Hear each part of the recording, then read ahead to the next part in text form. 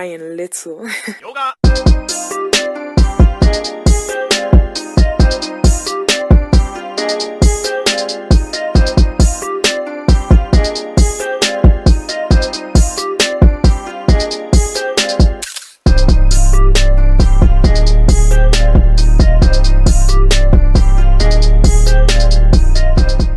We're getting much more information about the suspect, Pierre, and some of the key elements, some of the things that led authorities to that person. What can you tell us?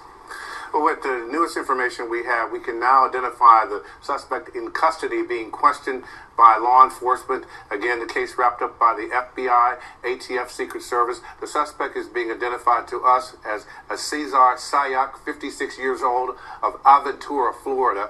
Law enforcement officials, as you can see by some of the aerial shots we have been investigating a car perhaps associated with the suspect. They are questioning him, trying to get additional information. Law enforcement officials are breathing a sigh of relief. They think they've made a major break in this case.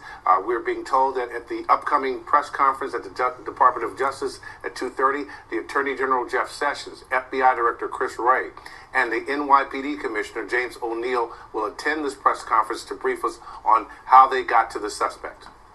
Pierre, I want to ask you a couple questions about some of the other developments today. We talked about the two packages just this morning, one of them being discovered in New York, that one addressed to CNN, specifically former Director of National Intelligence James Clapper, the other addressed to Senator Cory Booker of New Jersey.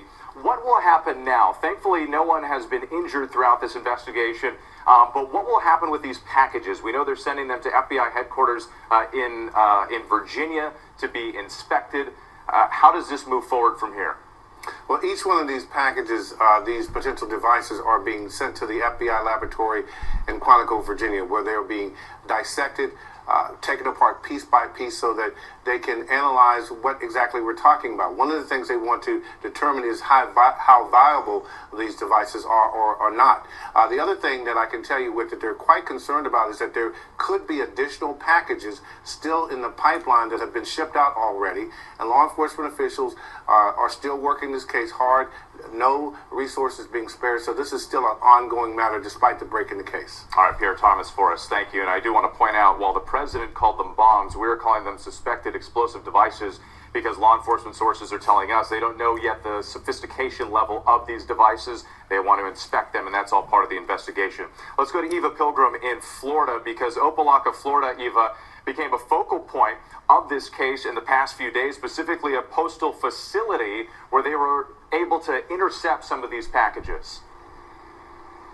That's right. When they came here to this facility where they sort through the packages, and investigators ended up here by following clues. There was actually forensic evidence on at least one of these packages that led investigators here to South Florida. And they were also telling us that there were images from the U.S. Postal Service of those packages being sorted through this mail process that led them to this suspect as well. We're hearing from multiple sources that this suspect was tracked using his cell phone. They have recovered that cell phone, a laptop, and other electronic devices as well. And no doubt at this hour, they are going through those devices to find more clues about exactly what he did. Whit? All right, Eva, thank you. And I do want to point out some video that we've been showing you of a white van. We know that that van is somehow related to the investigation. It has been seized by law enforcement. There you see it covered in a tarp. We don't know exactly what the relationship is between that van and the suspect in custody, but authorities no doubt will be investigating that as well. President Trump may use emergency powers to stop a caravan of migrants from crossing the U.S. border. Thousands of people from Central America are still more than 1,000 miles away in southern Mexico. The president wants to deny them any opportunity to seek asylum here. Weijia Zhang is at the White House with more on that story. Weijia, good morning. Good morning, Gail. President Trump has repeatedly expressed his frustration over the caravan, and now the administration is considering a wide range of administrative, legal, and legislative action. The president tweeted out a message to the migrants on Thursday: go back to your country, and if you want to apply for citizenship like millions of others are doing, Secretary of Defense James Mattis is also expected to sign an order to send hundreds of active duty troops to the border. Now, those troops will join the roughly 2,000 National Guardsmen the president already sent there in April. The new troops can build barriers and help look for people trying to cross the border illegally, but they do not have the authority to apprehend illegal immigrants. They also won't be authorized to use force except in self-defense. Now, President Trump has turned immigration into a key campaign issue heading into the midterms, and critics say he's only doing these potential moves to stop the caravan for political gain, given the timing now just 11 days from Election Day. Bianna? Yeah, Ouija, there are already threats that this could turn into a legal battle as well. Thank you so much. Now, that's exactly what I'm thinking about all of it. First,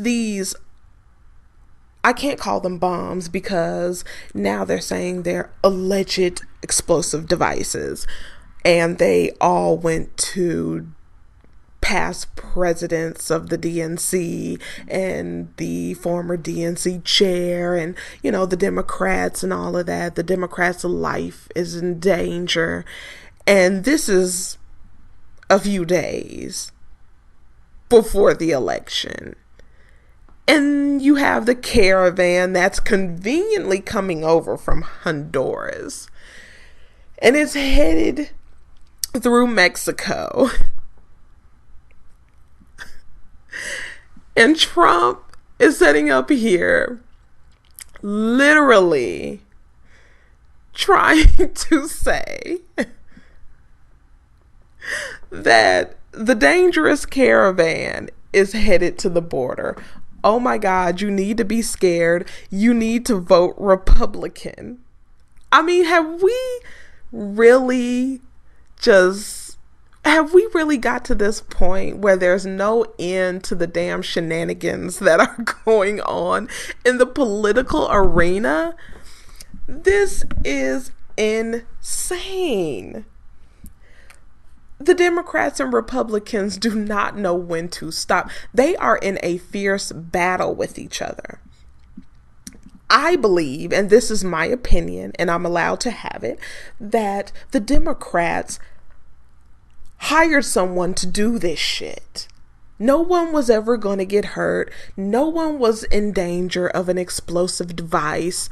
They did this so you can say, yes, the crazy fringe of the conservative Republicans, they're psychos, they're willing to kill, they're holding on to their Bibles and guns, and they're going to shoot you in the head. Vote Democrat. That's what this is. This is a big ass Republican versus Democrat ad. That was the Democrat ad. Now the Republican ad is, oh my God, a caravan full of immigrants from Honduras is coming. They're coming to take your jobs, your wives, your children, your country, and your flag. You don't know what else could be in that van. Not only are there Honduras immigrants in that van, MF-13 is in that van, ISIS is in that van, the Taliban is in that van, Boko Haram is in that van, Russian spies are in that van, Chinese spies and hackers are in that van. That van is full of heat-seeking missile devices, automatic guns with bumpers, extended clips, rocket launchers, and the cherry on top is there are some Muslim extremists through here wanting to marry your 9-year-old daughter. Now, these are dog whistles to the base. These are some big ass extreme dog whistles to each base, and they both look ridiculous, the Democrats and the Republicans, because I listened to them both just fear-monger and talk shit about each other as if they are not the same thing. I'll give you an example. Here in Indiana, the race for Senate is extreme. Pence has been here. The super devil. I call him the super devil. I mean, right now I'm looking at a Democratic ad against Mike Braun. But the devil himself, Trump. But Trump is coming here too on behalf of Mike Braun. But Mike Braun is the Republican candidate for senator. And he runs these ads against Joe Donnelly, which is Democrat. He basically is saying that Joe Donnelly moved his business down to Mexico. And then you have the other ad from Joe Donnelly who says that Mike Braun moved his business to China. What the fuck is the difference? You both did the same shit. It's unbelievable. I mean, honestly, trying to vote for a senator, what's the point? What is the point? And then here you have the attorney general just fighting to stay in office after giving 2 young black males 55 years to life for breaking into stores and stealing phones. You only get that type of charge if you've murdered someone. I've looked it up myself. So here in Indiana, yeah, there's 2 boys. They're in their 20s. And they got 55 years for stealing phones, saying they were menacing and terrorizing the neighborhood, and they were going to use them as an example of, you know, the IMPD wasn't going to stand for this terrorism. Are you serious? Over cell phones. I'm just over it here. You see it all here. You see it all in living color here in good old racist ass Indiana. Now, back to the whole Caravan and the alleged explosive devices. Yeah, this is a running ad. This is going to be your running ad until November the 6th, until voting day. They are pulling black people off the bus who were going to vote. They are trying to purge people because their name isn't spelled right. They're trying to get rid of a lot of black votes, which honestly, I don't care. Either way it goes, this sink called America is sinking. It's done. It's done. There's nothing they can do to turn this around. So basically, you're going to hear about more bombs. You're going to hear about the Caravan up until voting day, because I'm sitting here right now and they're talking about more alleged explosive devices that were sent to other people. So yeah, I'll go ahead and end it right here. Let me know what you think. Do you think that this is real and, you know, some conservative person who said they've had enough and they're going to hold on to their Bible and their gun, or he actually sent some explosive devices and the Caravan?